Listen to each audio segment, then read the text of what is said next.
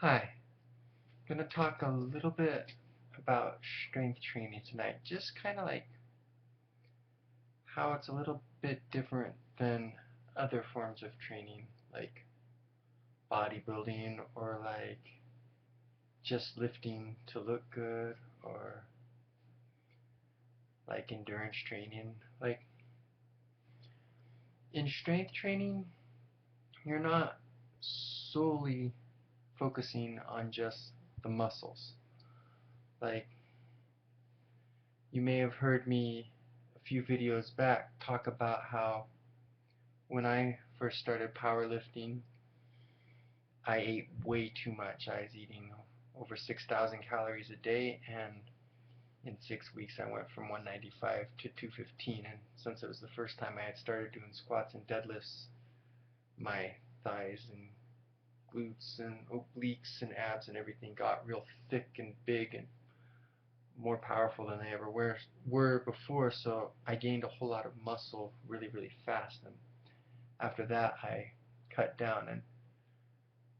But you can make a lot of progress in strength training without ever gaining any size. And after I did that, I adjusted my diet and I maintained my size in that 210 to 220 pound range for over a decade. Like that was like over 12 years ago, and I'm still 210 pounds right now, so I've done a good job at keeping myself from getting all huge and enormous, which was my goal. I thought for my joints and my organs and everything, it would be more healthy to maintain a closer to normal size.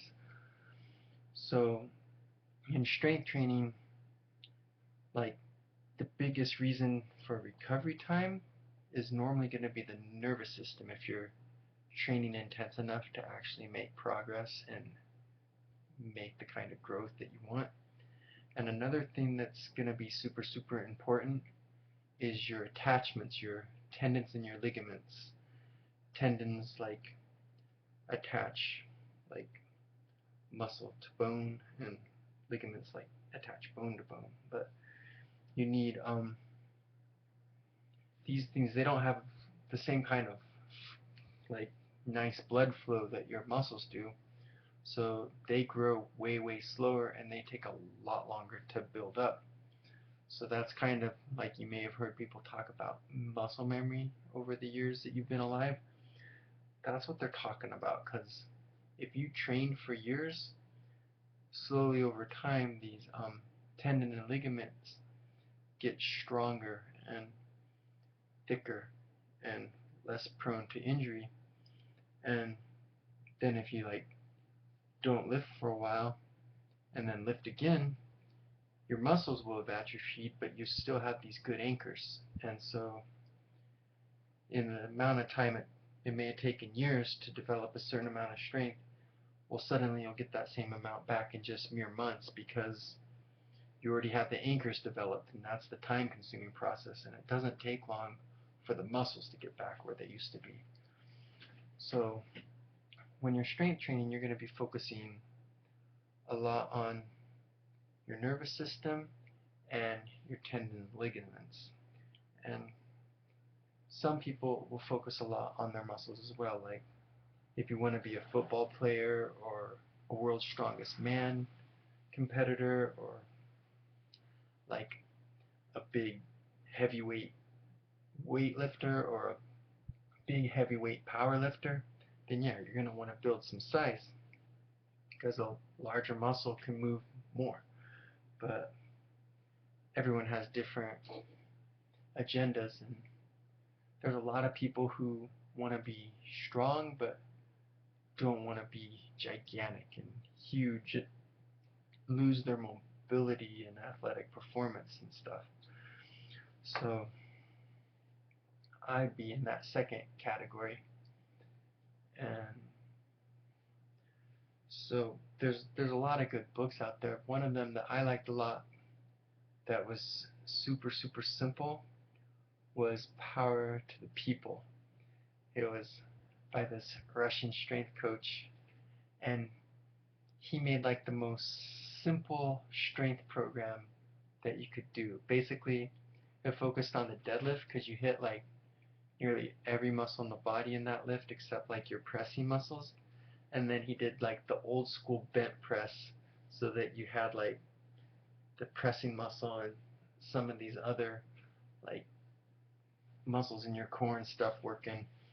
So it was really cool because just in those two lifts you could cover everything, and all you would need is a simple barbell with plates.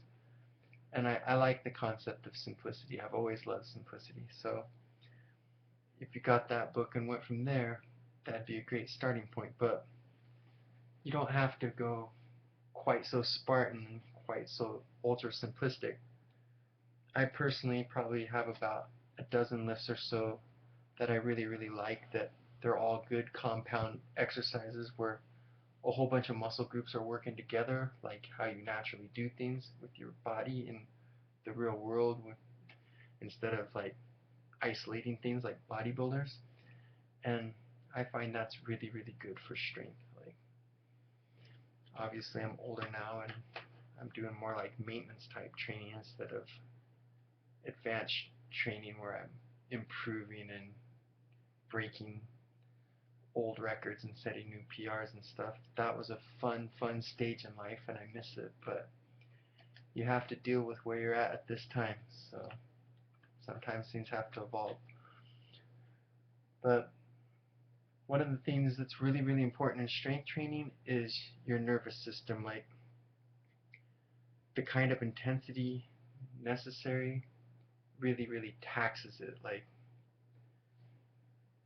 your body will pull from everything and just kind of like explode, and it really taxes the nervous system. So like these big like 48-hour rest periods aren't for your muscles, they're for the nervous system to recover. And a lot of the important things in nervous system recovery is making sure that your diet's good and that your state of mind's good. So like if you're a vegan, you need to make sure you're getting the healthy fats and oils and stuff you need, because that's gonna help you produce all those really, really healthy hormones that help repair things and help make you stronger. And these healthy fats and oils are also very, very important in nerve function. Like, they help the synapses communicate to each other and send the signals, and there's a lot of important things about these healthy fats. So you need to be eating your avocados and having your nuts and your flaxseed oils and whatever you can have. Like, that'll get some good healthy fats in your body. And you also, your state of mind, you need to find a way not to let things get to you, not to let things stress you out, because when you stress out, you're making these bad hormones like cortisol and stuff, and this is going to weaken your system and slow down your recovery time, and you're never going to get anywhere near your strength potential if you're always fatigued from being stressed out and worrying all the time. So there's a lot of different things to focus on, and I think in the future I'm going to try to make video on each one of these specific things. This is just kind of like an overview to give you a small taste of what strength training can be like. And I didn't want to get real in depth or anything, I just wanted to kind of lay a broad overview. This is kind of like what strength training entails. So I feel I did a decent enough job of that already. If you have any questions, you're always more than free to post them below, and I'll try my very best to cover those. For now, I'm going to be off.